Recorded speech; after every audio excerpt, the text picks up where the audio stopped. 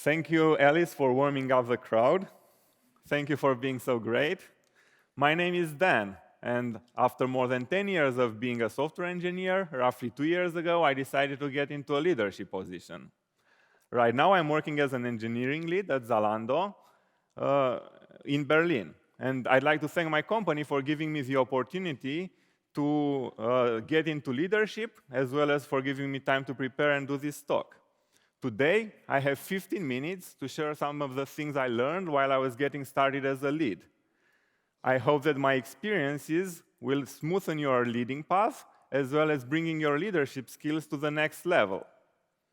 My goal for today is not cover everything a lead should know, but rather focus on the things which seemed less obvious to me back when I was getting started. As leaders, it's our responsibility to inspire people, to give them the purpose, to show how their efforts contribute to a bigger cause, something bigger than themselves, to explain the why behind the how and what. So let's start with why here as well. Why have I decided to become a lead? Simple. I got inspired by the people around me, by my wife, who used to be a software engineer as well, and got into leadership earlier than I did. By talking to her, I got in contact with the interesting people problems leads have to solve. I realized that dealing with people problems is much more interesting than dealing with computers. There is much more uncertainty, more unknown, but still really high impact. One of the friends and former colleagues also inspired me. He's one of the best individual contributors any company can hire. He also became a lead earlier than I did. When I asked him for advice on whether or not I should follow his steps, he told me, Dan, if I were you, I wouldn't do it. The lead role we have in our company doesn't really fit me. I'm a hands-on person, and this role involves less coding. Which leads to the first learning I like to share with you. Each company interprets the lead role in a slightly different way. In some companies, you're a technical lead. In other companies, a people manager. In most of the companies, you're something in between, and there are the rest of the companies which don't have a really clear, well-defined role, and tell you frankly. Part of your job is to discover what your role is about. It's really important to read the job description and make sure the role fits your expectations. Try to answer important questions like, will I continue to write code? Will I be driving the architecture discussions in my team? Or would I like to define my own role and deal with more uncertainty, or rather have a clear, well-defined one? In any case, as you might expect, getting into leadership is not something trivial. In order to successfully go through this transition, I asked for the help of the people around me, my leads, for example.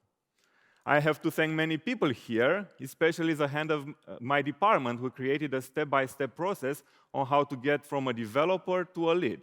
Back then, in my company, there was no such official process, and his goal was to set me and another person up for success.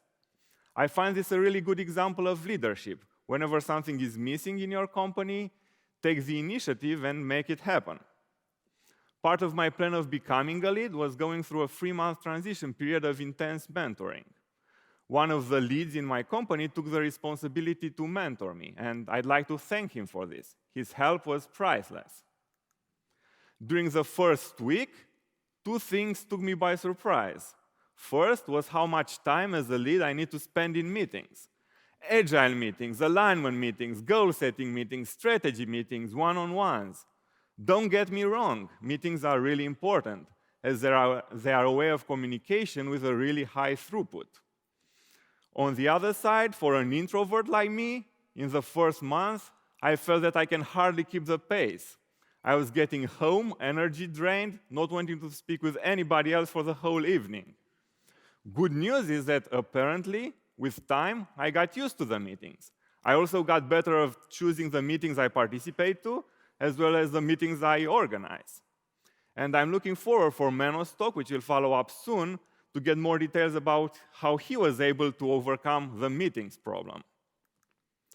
The second thing which took me by surprise was that I soon realized that I'm not going through a regular promotion process, but rather through a career switch.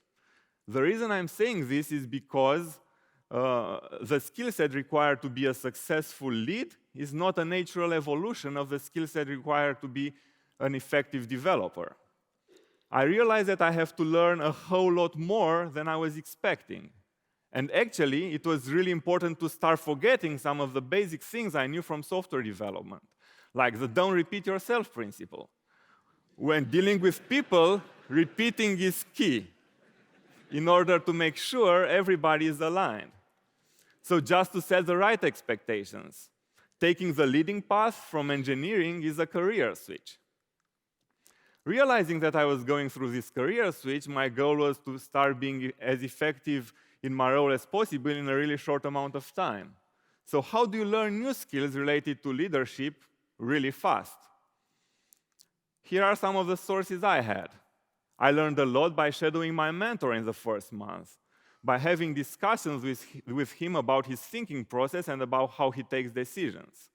Having his support helped me have a smooth transition and also kept me from feeling lost. I cannot imagine going through this without a mentor, and I don't recommend anybody to do that. Another source of learning and inspiration was coming from applying what I read in books. Notice that I didn't say reading books.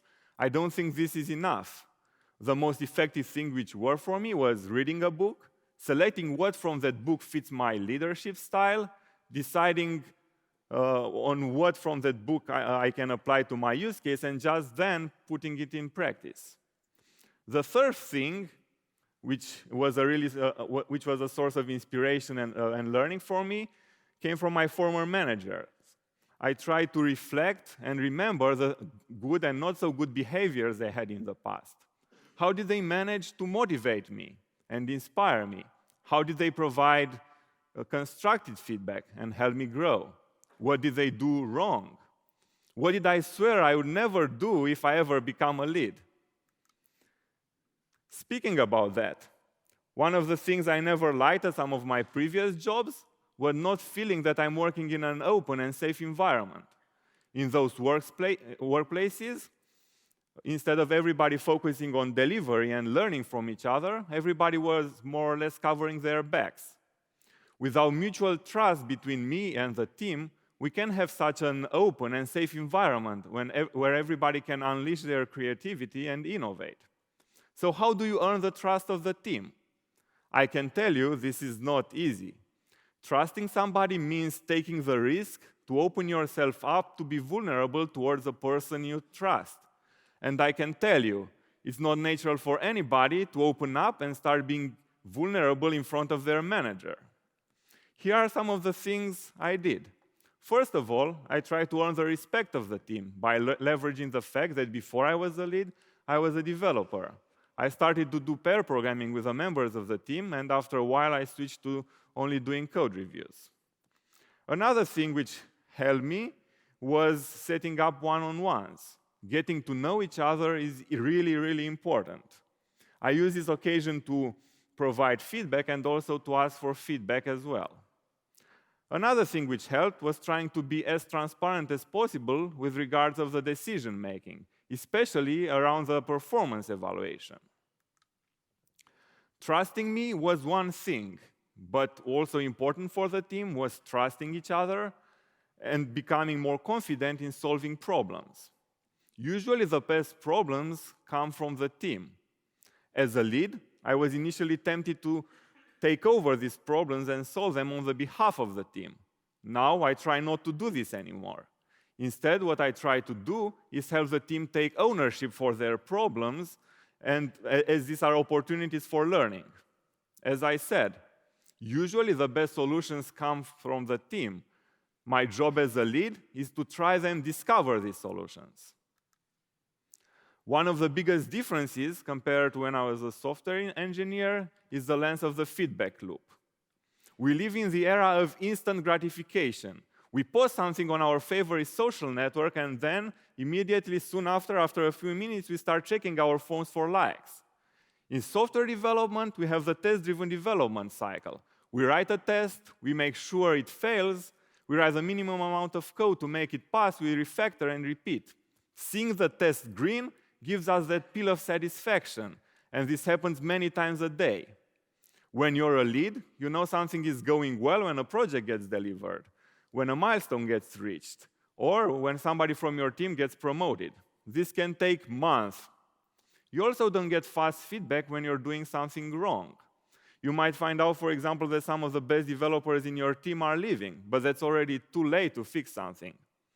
The best possible thing, in order to have the feeling that things are on track, is to try to reduce this loop as much as possible by, for example, asking for feedback from the team with any occasion.